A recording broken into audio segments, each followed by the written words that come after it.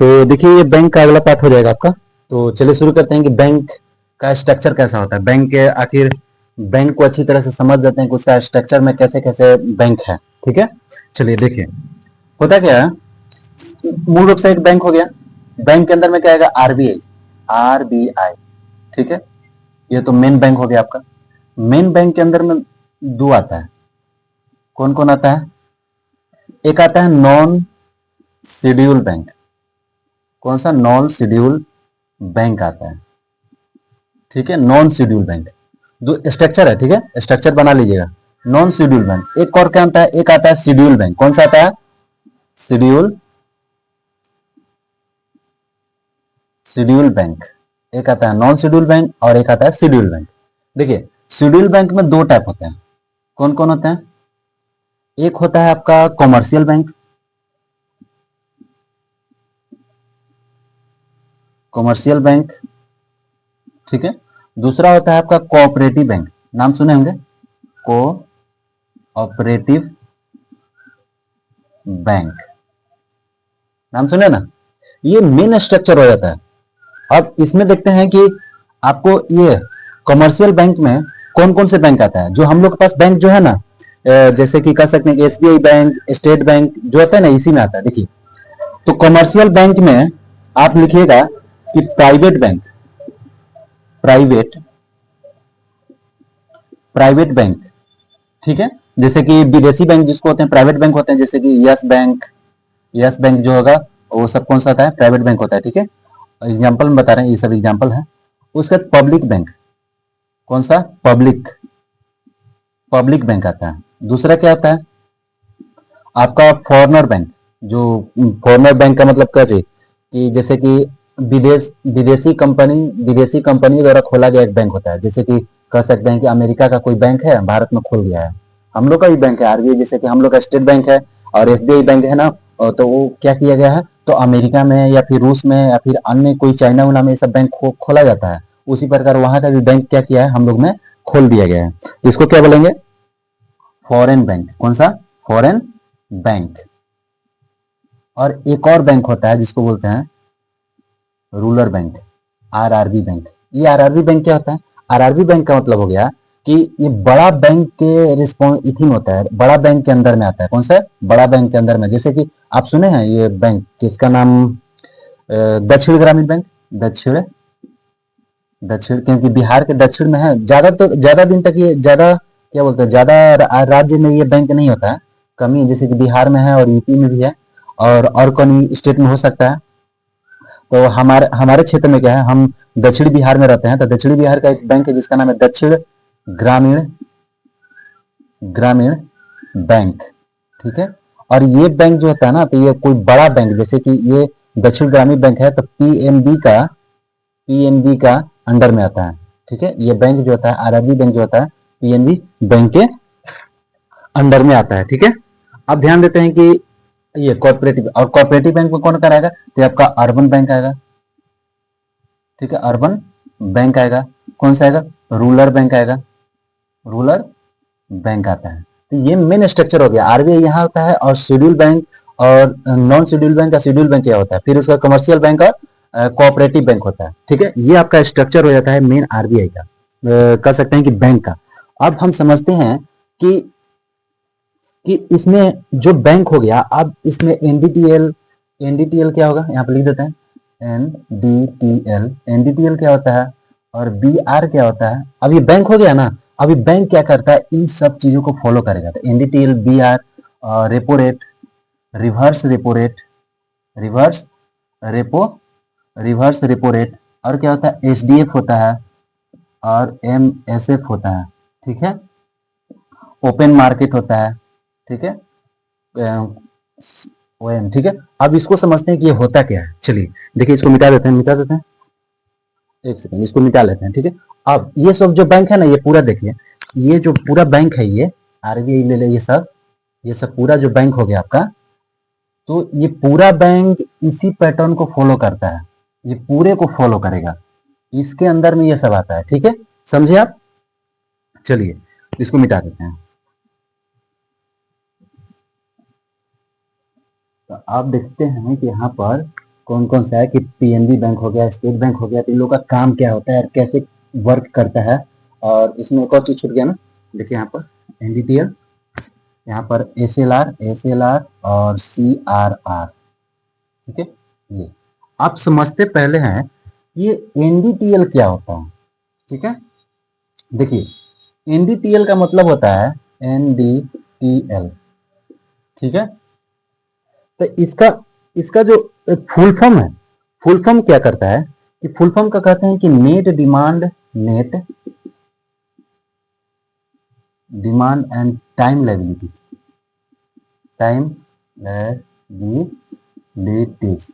ठीक है। ये फुल फॉर्म से हमें क्या पता चला, कुछ नहीं पता चलता है। देखिए इसका अर्थ ये होता है ना कि बैंक का एक दिन का या फिर महीने का या फिर साल का कोई फिक्स डेट, कोई फिक्स दिन या महीना या साल नहीं है। इसका अर्थ ये हो गया कि जो बैंक जो है हमारा बैंक, ये बैंक में मान लेते हैं कि 14 दिन, कम से कम 14 दिन का पैसा कितना आया कितना गया उसका रिकॉर्ड रखेगा। कौन रखेगा? एनडीटीएल का मतलब क्या करेगा कि 14 दिन कम से कम 14 दिन में कितना पैसा आया और कितना पैसा गया, कितना कितना का ब्यौरा जो है ना, लेखा जोखा क्या करेगा वो रखेगा। एनडीटीएल का क्या काम है कि 14 दिन के अंदर में कितना पैसा बैंक में आया कितना गया। कौन सा बैंक, चाहे स्टेट बैंक हो, स्टेट एसबीआई लिख देते हैं, एसबीआई हो या फिर पीएनबी हो या फिर आपका ये आरबीआई वाला था ना वो बैंक हो, आरबीआई बोलते हैं, आरआरबी बैंक था, कोई सी भी बैंक हो, आपको जितना भी बैंक दिख रहा है ना, आपके एरिया में जितना भी बैंक दिख रहा हो वही बैंक सब यही काम करता है। एनडीटीएल का मतलब ही होता है कि आपको कम से कम 14 दिन का, कोई फिक्स नहीं है, 14 दिन भी हो सकता है या फिर एक सप्ताह भी हो सकता है या फिर 5 दिन भी हो सकता है, 6 दिन भी हो सकता है, कोई फिक्स नहीं है। मिनिमम लेके चलते हैं कि 14 दिन यानी कि 2 हफ्ते। तो ये क्या करता है कि 2 हफ्ता में जितना पैसा आया होगा बैंक के पास उतना का वो पैसा रखा होगा, अपने पास रखेगा। मान लेते हैं कि अगर 5,000 करोड़ रुपया आया होगा, ठीक है। ये आपका क्या हो गया, मतलब कि इतना पैसा लोग, कई लोगों को लोन भी दिया 14 दिन में, क्या होता है कई लोगों को लोन भी दे देता है, कई स्टूडेंट को देगा, किसान को देगा, सबको लोन भी दे दिया होगा और कुछ पैसा जमा भी किए होंगे, कोई बिजनेसमैन होंगे चाहे हम ही लोग होंगे तो पैसा जमा किए होंगे। तो उन सभी पैसा को कैलकुलेट करके बताएगा कि 5,000 करोड़ रुपया 14 दिन के अंदर में हमारे पास आ गया है।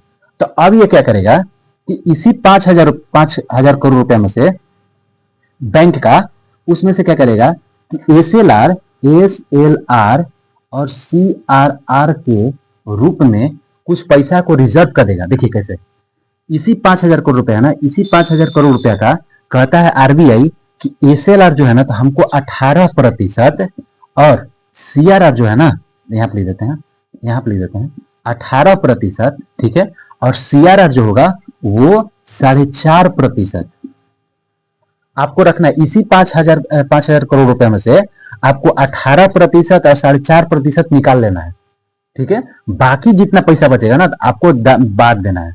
तो देखो क्या करना है कि एसएलआर जो होगा ना, तो एसएलआर का मतलब होगा कि पैसा जो बैंक अपने पास रखेगा, ये क्या करेगा कि आरबीआई कहेगा कि जो 18% है ना, 5,000 करोड़ का 18% जो बैंक जब बताएगा कि हमारे पास 5,000 करोड़ रुपया है तो अपने पास रखेगा, रखेगा। आरबीआई के पास नहीं रखेगा। जो स्टेट बैंक हो, एसबीआई बैंक हो, बताया कि हमारे पास 5,000 करोड़ रुपया है तो 5,000 करोड़ के अनुसार 18% रखेगा। या फिर कहेगा कि पंजाब नेशनल बैंक हो, उसके कहेगा कि हमारे पास भी 5,000 करोड़ रुपया है तो उसका भी 18% ये रखेगा, ठीक। और ध्यान दीजिए कि यहाँ पर सीआरआर का मतलब क्या हो गया। सीआरआर का मतलब होता है कि 5,000 करोड़ का 18% निकाल दिया और बचा कितना, 4.5%।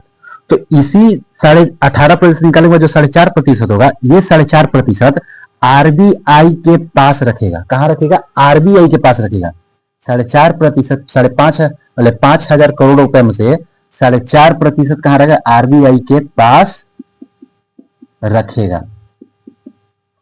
ठीक है। तो जब आरबीआई के पास रखा जाता है तो क्या आरबीआई इसको कैसे देगा? जैसे कि अगर किसी के पास पैसा है, जैसे कि आपके पास पैसा होगा तो आप हमको पैसा दोगे तो क्या हम आपको ब्याज देंगे? तो ब्याज देंगे, लेकिन इस मामले में ब्याज नहीं देता है, ठीक है। क्योंकि ये क्यों रखता है? तो ये सिक्योरिटी मनी के रूप में रखेगा। क्यों रखेगा? एक सिक्योरिटी मनी के रूप में रखता है, ठीक है। उम्मीद करते हैं आपको समझ में आया होगा। एसएलआर और सीआरआर सिर्फ यही काम है इसका, एसएलआर सीआरआर का सिर्फ यही काम है और कुछ काम नहीं है, ठीक है।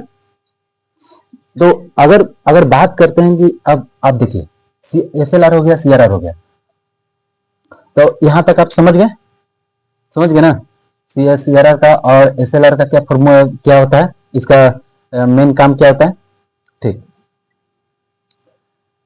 और देखिए अगर बात करते हैं अगर इसका फुल फॉर्म की तो क्या होता है, कैश रिजर्व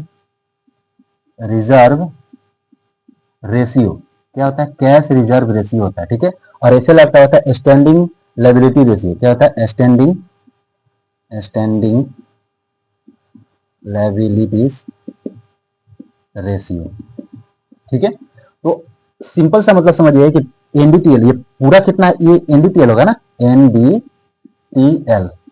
अब आप समझ गए एनडीटीएल क्या होता है, सिंपल से एक बात हम और समझा देते हैं। देखिए एनडीटीएल का मतलब हो गया कि कोई भी बैंक आरबीआई छोड़कर कोई भी बैंक जो पीएनबी हो चाहे एसबीआई हो चाहे कोई भी अदर बैंक हो, चाहे वो प्राइवेट सेक्टर कॉमर्शियल बैंक था ना, जो भी कॉमर्शियल बैंक हो, तो कॉमर्शियल बैंक 14 दिन या फिर एक हफ्ता चाहे 2 हफ्ता कितना भी दिन का वो डिसाइड कर लेता है, वो आप लोग वो अपने में डिसाइड करके बता देता है। तो एनडीटीएल के रूप में बताएगा कि हमारे पास 5,500 करोड़ रुपया 14 दिन के अंदर में जमा हो गया है। तो आरबीआई कहेगा जब आपके पास 5,000 करोड़ रुपया जमा हो गया है तो उसमें से 18% रुपया तुम अपने पास रखो, 18% रुपया अपने पास रखो, रिजर्व में रखना। किसमें रखना, रिजर्व में रखना, इसको खर्च मत करना। इसको लिख देते हैं कि इसको खर्च मत करना,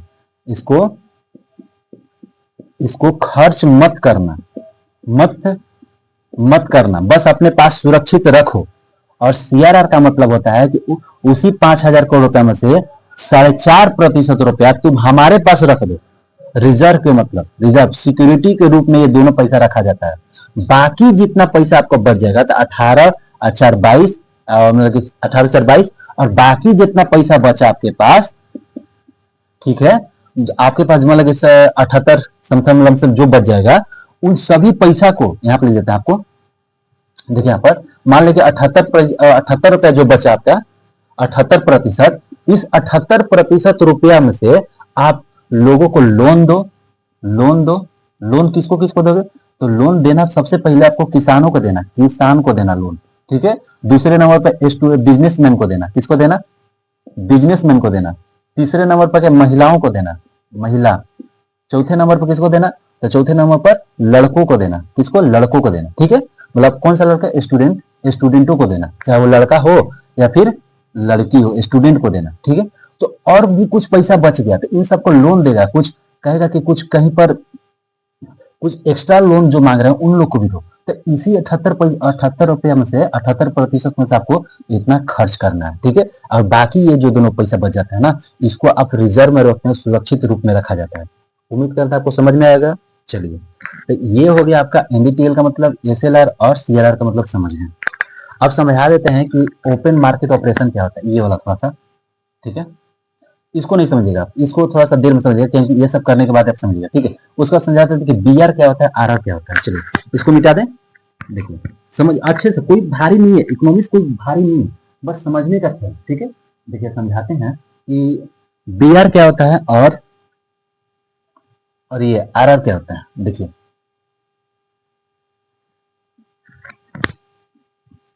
देखिए यहाँ पर तो बीआर का मतलब होता है बैंक रेट। बैंक रेट क्या है, बैंकों द्वारा दिया गया पैसा को बैंक रेट बोलेंगे, सिंपल सी बात। तो देखो पैसा कहाँ चलेंगे, मान लें कि अगर हम आसपास में कौन सा बैंक है आपके पास, कोई बैंक है, जैसे मान लें कि आसपास में आपका एसबीआई बैंक होगा, ठीक है, एसबीआई बैंक होगा। तो एसबीआई बैंक को अगर पैसा घट रहा है, मान लें कि कुछ पैसा इसको, ऐसा थोड़ा है कि पैसा इसके पास हमेशा रहता है, कुछ पैसा घट रहा है किसी बैंक के पास, तो ये क्या करेगा, उधार लेगा। तो क्या आपसे लेगा, नहीं लेगा ना, तो बैंक कहाँ से लेगा, तो ये आरबीआई से लेगा। ये सब कौन चलाता है, तो आरबीआई चलाएगा। कौन चलाएगा, आरबीआई, ठीक है। बीआर कौन चलाता है, तो बीआर कौन चलाएगा, तो आरबीआई चलाएगा। बैंक रेट कौन देगा, तो आरबीआई। तो जो एसबीआई होगा चाहे पीएनबी होगा, आपके एरिया में जो भी बैंक हो, अगर उसको पैसा घट रहा होगा तो ये पैसा कहाँ से मांगेगा? क्या आपके पास मांगेगा? आप तो खुद कंगाल होंगे। तो ये कहाँ से मांगेगा? ये मांगेगा आपके आरबीआई से मांगेगा। किसलिए मांगेगा? आरबीआई से। आरबीआई कहेगा कि हम आपको देंगे, बैंक रेट पर देंगे, ठीक है। अभी जो बैंक रेट चल रहा होगा उसके हिसाब से देगा, ठीक है। देख लीजिएगा कितना चल रहा होगा। आप समझते हैं कि मेन मुद्दा कहता क्या है। बैंक रेट का मतलब होता है कि लॉन्ग टर्म के लिए बैंक, लॉन्ग टर्म, ठीक है, लॉन्ग टर्म के लिए उधार देना, उधार उधार देना। सिंपल सा मतलब कि आप बैंक रेट क्या करता है, छोटे बैंक चाहे एसबीआई हो चाहे पीएनबी हो, उनको क्या करेगा? उधार रुपये में पैसा देगा। मान लेते हैं कि कुछ पैसा दे दिया, मान ले यहाँ पर ये पैसा हो गया, कैश हो गया आपका, ये पैसा हो गया आपका कैश, यहाँ पर गांधी जी हो गया, गांधी जी का नोट हो गया, और ये आपका, ठीक है, ये पैसा हो गया। पैसा कितना है? तो मान कुछ पैसा हो गया, मान ले कि यहाँ पर 5,000 करोड़ था, ये मान ले कि 200 करोड़ रुपया है, ठीक है, 200 करोड़ रुपया है, ठीक है, कितना हो गया? 200 करोड़ रुपया है। तो एसबीआई क्या करेगा? एसबीआई कहा कि हमको कुछ लोन चाहिए, तो लोन लेगा तो बैंक रेट के हिसाब से लेगा। ये रेट है, हिसाब है, यानी कि लंबे समय के लिए लोन देगा, लंबे समय के लिए लोन देगा। तो कौन सा लोन देगा? मतलब उधार देगा। कौन देगा? तो आरबीआई देगा, इसको देगा, आरबीआई लोन देगा, आरबीआई इसको लोन देगा, ठीक है। और कुछ रेट तय करेगा, रेट लिखा है ना, तो रेट तय करेगा, कहेगा कि हम कितना में देंगे। तो मान लेते हैं कि 6% पर आरबीआई 200 करोड़ रुपया एसबीआई को दिया, तो इसके पास पैसा आ गया, आ गया ना। तो सिंपल सा मतलब यही है, बीआर का मतलब यही होता है कि बैंक से उधार लेना। बड़े बैंक से उधार लिया है, कौन लिया है? आरबीआई से। अब समझते हैं कि रेपो रेट क्या होता है। रेपो रेट यानी कि आरआर क्या होता है? ये होता है रेपो रेट। रेपो रेट क्या होता है? देखो, रेपो रेट का मतलब हो गया, सिंपल सा हम कहें इसको तो सेम वही काम है, इसका भी काम क्या है? सिर्फ दिन का फर्क होगा। किसका? दिन का फर्क होगा। इसका भी काम वही है, उधार देना ही काम है। इसका भी क्या काम है? उधार देना। कौन देगा? तो आरबीआई देगा। यहां पर लिख दिया आरबीआई, आरबीआई, ठीक है। तो आरबीआई बैंक रेट भी देगा, आरबीआई कौन सा देगा? रेपो रेट भी देगा। ये उधार देगा, किसको देगा? तो एसबीआई को देगा, पीआई को। डिफरेंस कहां आ जाता है? तो डिफरेंस सिर्फ आता है कि ये लॉन्ग टर्म के लिए लोन देता है, तो ये शॉर्ट टर्म के लिए देगा। कितना?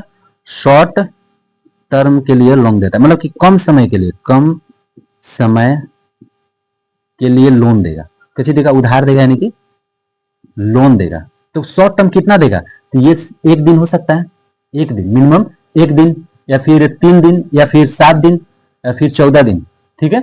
दिन ये है, दिन है, ठीक है, ये दिन में दे सकता है। इतने दिन के लिए ये क्या कहता है? शॉर्ट टर्म के लिए लोन देता है। समझ के? आरआर क्या होता है? आर रेपो रेट का मतलब क्या होता है? उधार देना। कितना दिन के? तो शॉर्ट टर्म के लिए उधार देता है, ठीक है। क्वेश्चन कैसे पूछता है कि बैंक रेट, देखिए क्वेश्चन क्या कहेगा, क्वेश्चन कहेगा कि बैंक रेट द्वारा शॉर्ट टर्म के लिए लोन लिया जाता है। क्या ये बात सही है? क्या बैंक रेट द्वारा शॉर्ट टर्म के लिए लोन लिया जाता है? नहीं, लॉन्ग टर्म के लिए लोन लिया जाता है। वही पूछ देगा कि क्या रेपो रेट द्वारा शॉर्ट टर्म के लिए लोन लिया जाता है। क्या सही है? हाँ सही है कि शॉर्ट टर्म के लिए रेपो रेट के लिए लोन लिया जाता है। चलिए अब देखते हैं कि रिवर्स रेपो रेट क्या होता है। ये सब जितना रेट क्यों लिखे हैं, रेट का मतलब ये होता है कि आपको लेना है, ठीक है, ठीक है। रेट मतलब किसी चीज पर आपको, ठीक है।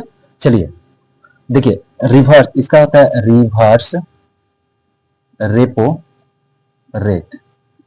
देखिए रिवर्स रेपो रेट का मतलब क्या हो गया कि जो काम यहां पर आरबीआई कर रहा था पैसा देने का, अब यही काम करेगा, उल्टा करेगा। देखिए कैसे करेगा कि आरबीआई जो हो गया, आरबीआई, तो आरबीआई और कोई बैंक ले लेते हैं, एसबीआई ले लेते हैं, एसबीआई ले लेते हैं या फिर पीएनबी ले लेते हैं, ठीक है, ये दोनों बैंक, ठीक है। तो क्या करेगा यहां पर? उल्टा क्या है? उल्टा ये है कि आरबीआई है ना, तो इन दोनों से पैसा लेगा, इन दोनों से आरबीआई क्या लेगा? पैसा लेगा, उधार लेगा। कौन लेगा? तो आरबीआई लेता। इसमें क्या होता है कि इसमें क्या कहता है कि रेपो आरबीआई, स्टेट बैंक, लेकिन एसबीआई या फिर पीएनबी या फिर आपके पास आपके साइड में जो भी बैंक होता है, कॉमर्शियल बैंक, कॉमर्शियल बैंक उससे उधार लेगा, उससे उधार लेगा। अब ऐसा कौन सी जरूरत पड़ गया कि आरबीआई उधार ले रहा है? तो देखो ऐसा क्यों करता है आरबीआई, क्योंकि जो भी बैंक होता है ना, ऐसा थोड़ा है कि सभी बैंक लेगा। क्या करता है लोग कि इन लोग के पास बहुत अत्यधिक पैसा हो जाता है, बहुत ज्यादा पैसा एक बार जमा हो जाता है, उधार नहीं लेता है किसी से, बहुत सारा पैसा इसके पास आ जाता है, एसबीआई चाहे पीएनबी के पास, ठीक है। तो ये जब जब इसके पास पैसा बहुत ज्यादा आ जाएगा तो ये लोग पैसा क्या करता है कि लोगों में बांट देता है, लोगों में पैसा बांट देता है लोन के थ्रू, लोन के तहत इसको लोगों में पैसा बांट देगा। बहुत लोगों को पैसा दे देता है। देखते हैं बैंक में जाते हैं तो पैसा मिल जाता है फट से, और वो देता है ना तो थोड़ा सा रेट हाई पर देता है, मतलब कि कुछ अलग पैसा, रेट कम भी देता है, रेट हाई भी देता है, जैसा उसको डिपेंड करे। तो जब एसबीआई चाहे पीएनबी के पास अगर पैसा, लोग कमर्शियल बैंक के पास अगर पैसा ज्यादा हो गया, ये लोगों में बांट देगा, लोगों में बांट देगा। तो लोगों में जब पैसा आ जाएगा, तो जब लोगों में पैसा आएगा तो लोगों के पास पैसा अत्यधिक हो जाएगा, तो वो लोग क्या करेंगे कि धड़ल्ले से बहुत सारा सामान खरीदने लगेंगे। टीवी खरीद लेगा, कोनो कोनो टीवी खरीद लेगा, जब मन करेगा तब जाके चाय पिएगा। चाय कौन सा पिएगा? तो वही 5 वाला चाय नहीं पिएगा, अब 10 वाला चाय पिएगा, तो हमको 10 वाला चाय दो, अब थोड़ा सा इलायची उलायची मार के दो। या फिर कहीं जाएगा तो कहेगा जहाँ 2 केजी लेना है आलू, तब लेता है 10 केजी लेंगे, 20 केजी लेंगे, 20 केजी लेने लगेगा। आलू कितना केजी? बहुत ज्यादा लेने लगेगा, आवश्यकता से अधिक खरीदने लगता है। जिसके पास पैसा आ जाता है ना तो वो आवश्यकता से अधिक कुछ चीज खरीदने लगता है। तो जब खरीदेगा तो दुकानदार को क्या लगेगा, अरे भाई बहुत ज्यादा बिक रहा है। तो जब बिक रहा है तो महंगाई कर देगा, मतलब कि रेट उसका बढ़ा देगा।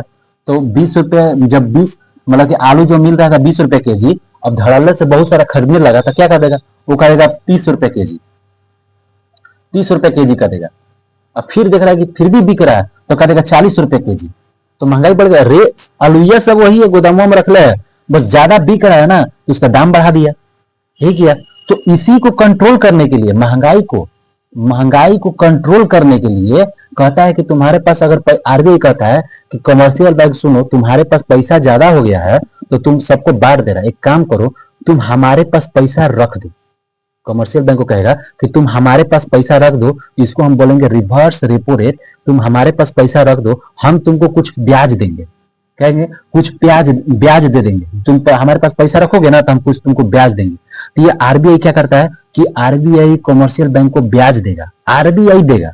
ध्यान दो, आरबीआई उधार लेता है तो कुछ ब्याज देगा, इसको ब्याज देगा, ठीक है, कुछ ब्याज देगा। मान लो कि 5% दिया, या फिर जितना भी पैसा देगा ना उसका 5% देगा, ठीक है। तो आरबीआई आर का मतलब क्या हुआ, कमर्शियल बैंकों से आरबीआई क्या लेता है, पैसा ले लेता है। क्यों लेता है? क्योंकि महंगाई कंट्रोल करने के लिए, महंगाई कंट्रोल करने के लिए ये पैसा ले लेता है, और इसका कोई काम नहीं। समझ गए यहां तक कि बैंक रेट का मतलब क्या होगा, रेपो रेट का मतलब क्या होगा, रिवर्स रेपो रेट का मतलब क्या होगा? समझ गए? तो चलिए इसको मिटा देते हैं और उसके बाद समझते हैं कि एसटीएफ और एमएसएफ क्या होता है। चलिए देखिए इसको मिटा देते हैं, थोड़ा इतना समझ गए ना। चलिए इसको मिटा देते हैं। देखिए सिंपल था, बहुत वास्ट भी नहीं है, इकोनॉमिक बहुत आसान है, बस आपको समझना आना चाहिए, ठीक है। देखिए आप समझते हैं कि स्टैंडिंग ये वाला एसडीएफ क्या होता है। एसडीएफ का मतलब क्या होगा?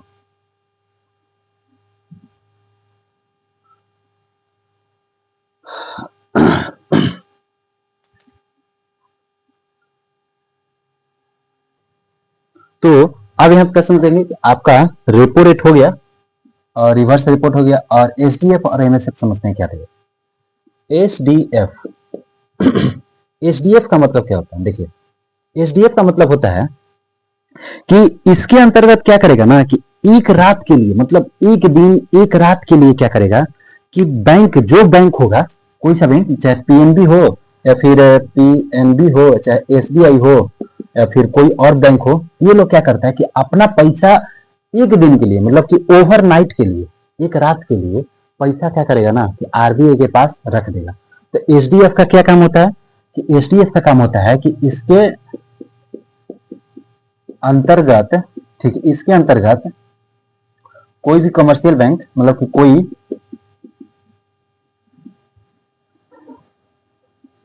कमर्शियल बैंक, कोई कमर्शियल बैंक, चाहे वो एसबीआई हो या फिर पीएनबी हो, ठीक है, कोई कमर्शियल बैंक अपना पैसा, ठीक है, अपना पैसा ओवरनाइट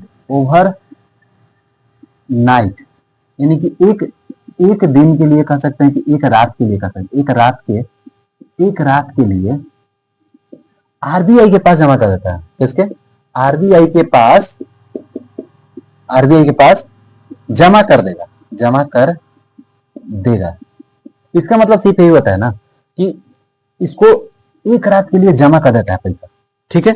अब मेन बात रह जाता है कि इसको लागू कब किया गया? इसको लागू किया गया था अप्रैल 2022 में। देखिए ये तो मेन बात है। इसका काम क्या है, मेन फोकस इस पर कीजिए कि इसको क्या काम होता है। तो ध्यान रखिएगा, कभी अगर ये सब क्वेश्चन किसने पूछता है तो आपको पूछता है कथन निष्कर्ष वाला पूछता है, ठीक है। तो देखिए इसके अंतर्गत क्या है, कमर्शियल बैंक अपना एक रात के लिए, ये मेन इंपॉर्टेंट की पॉइंट यही होता है, ठीक है। की पॉइंट यही है कि एक रात के लिए अपना पैसा आरबीआई के पास जमा कर देगा, ठीक है। एसडीएफ का मतलब ये हो गया। और वही बात करते हैं कि एमएसएफ क्या करता है, मार्जिनल फैसिलिटी। देखिए इसमें क्या करता है कि इसके अंतर्गत क्या बोलते हैं, इसके अंतर्गत, ठीक है, इसके अंतर्गत जो कमर्शियल बैंक होते हैं, कमर्शियल बैंक एक रात के लिए, ओवरनाइट के लिए पैसा लेते हैं। क्या करते हैं? पैसा लेते हैं। एमएसएफ कमर्शियल बैंक ओवरनाइट के लिए आरबीआई से पैसा लेते हैं। देखो पैसा लेते हैं मतलब उधार लेते हैं। तो कितना लेगा? तो ये क्या करता है, कितना लेता है? तो ये क्या करता है कि एनडीटीएल, याद रखिएगा, एनडीटीएल का 0.75% है ना, 0.75% रुपया रखकर, बताते ना कि एनडीटीएल 5,000 करोड़ रुपया था, तो उसका में से 0.75% रुपया क्या करेगा, रखकर, है ना, वो किसके पास रखेगा? तो आरबीआई के पास रखेगा, रखकर एमएसएफ के द्वारा लोन लेगा। था कितने दिन के लिए? तो ओवरनाइट के लिए पैसा आरबीआई से लेगा। मतलब एक रात के लिए कि भाई हमको कुछ जरूरत है, हमको दे दो, तो दे देगा। कहेगा कि इतना पैसा रखो, वो ऐसा ही ना देंगे तुमको कि तुम लेके भाग गया था, तो इसीलिए देता है। तो आप समझ गए कि एसडीएफ और एमएसएफ का मतलब क्या हो गया। आप समझते हैं कि ओपन मार्केट ऑपरेशन क्या होता है। देखिए ओपन मार्केट ऑपरेशन, ठीक है, ओएमए। तो देखिए ये क्या करता है ना कि आरबीआई, यहां पे लिखिए, आरबीआई द्वारा,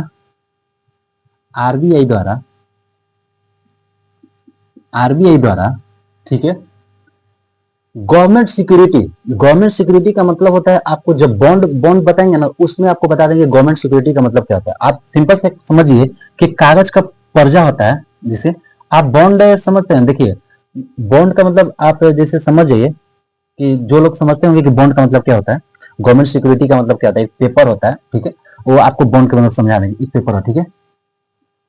तो आरबीआई द्वारा, यहां पर देखिए, आरबीआई द्वारा गवर्नमेंट सिक्योरिटी का ये मतलब समझ से पुलिस सेना वाला नहीं, वो वाला नहीं, वो पेपर वर्क वाला गवर्नमेंट सिक्योरिटी, ठीक है, वो बॉन्ड के रूप में जाना जाता है, बॉन्ड, ठीक है। तो गवर्नमेंट सिक्योरिटी को परचेज और सेल करता है, यानी कि खरीदता और बेचता है, खरीदता और बेचा जाता है। ध्यान दीजिए ये वाला मेन इंपॉर्टेंट होता है। परचेजिंग एंड सेल क्या होता है, परचेज एंड सेल, ये मेन इंपॉर्टेंट है, परचेज और सेल, ठीक है। तो ओपन मार्केट में क्या होता है, खुले बाजार की नीति इसको बोलते हैं, हिंदी में क्या बोलते हैं कि खुले बाजार की नीति, ठीक है। इस खुले बाजार की नीति में क्या होता है कि आरबीआई द्वारा गवर्नमेंट सिक्योरिटी को खरीदा और बेचा जाता है, ठीक है। ये आपको खरीदा बेचा कब जाता है, जब आप बॉन्ड पढ़िए ना तो उससे समझ में आ जाएगा क्यों खरीदा बेचा जाता है। बस इतना यहां पर ध्यान रखिए कि गवर्नमेंट सिक्योरिटी के कि गवर्नमेंट सिक्योरिटी को खरीदा और बेचा जाता है। कौन खरीदा बेचता है? तो आरबीआई खरीदता और बेचता है। तो यहां पर आपको बैंक का अच्छे से समझ में आ गया होगा। कुछ और फैक्ट होते हैं, कुछ और नोट्स हैं, आप नोट्स में ये लिख लीजिए कि कुछ पॉइंट है आपका, यहां तक आपका कंप्लीट है, मतलब कि आधा पूरा का पूरा बैंक आप पढ़ गए। अब इसे बैंक से आपका कोई भी क्वेश्चन नहीं छूटेगा, ठीक है। और थोड़ा सा एक नोट में लिख लिया जाएगा कि थोड़ा सा बता देते हैं कि ब्रॉड मनी और नैरो मनी क्या होता है, ठीक है। चलिए इसको मिटा देते हैं। चलिए आइए देखिए, देखिए यहाँ पर एक होता है ब्रॉड मनी और एक होता है नैरो मनी। तो ब्रॉड मनी और नैरो मनी का मतलब क्या होता है हम आपको समझा देते हैं, ठीक है।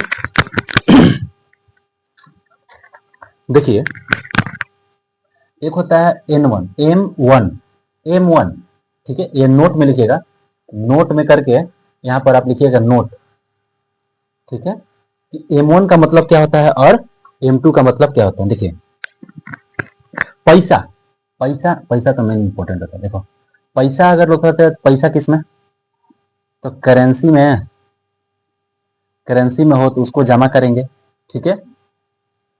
तो करेंसी में पैसा हो चाहे क्वाइंस में पैसा हो, उस पैसा को लेंगे, ठीक है, करेंसी में या फिर क्वाइंस में, उस पैसा को जोड़ेंगे, उसको जोड़ेंगे, जोड़ दिए। और net demand, deposit, net demand deposit, बस याद रखिए कि N1 में क्या क्या आता है, तो करेंसी और क्या होता है, नेट डिमांड डिपॉजिट आता है। उसमें आता है M2, और ये दोनों को क्या बोला जाता है आपको बताइए जल्दी, क्या बोला जाता है, ब्रॉड मनी, क्या बोलते हैं, ब्रॉड मनी बोला जाता है, मनी, ठीक है, ब्रॉड मनी बोला जाता है। तो M2 में क्या क्या आता है, M2 में आता है आपका M1 मतलब इस पैसा को, जो करेंसी वाला पैसा और नेट डिमांड डिपॉजिट वाला पैसा, उसको यहाँ पर जोड़ के लिखे हैं, और इसमें क्या कर देंगे, पोस्ट ऑफिस द्वारा नेट डिपॉजिट और कमर्शियल बैंक, मतलब ये होना कि जो पैसा जमा करते हैं ना हम लोग बैंक में, कमर्शियल बैंक में, कौन सा कमर्शियल है, सभी बैंक, स्टेट बैंक पे और स्टेट बैंक, कौन था, SBI या PNB में, तो उसी पैसा को बोल रहा है। और पोस्ट ऑफिस में जो पैसा जमा किया जाता है, पोस्ट ऑफिस, जो पोस्ट ऑफिस में पैसा जमा करता है उसको, तो M1 M2 में जोड़ाएगा। और M3 में क्या जोड़ाएगा, तो ध्यान दीजिएगा, M1 प्लस, क्या लिखे, M1 प्लस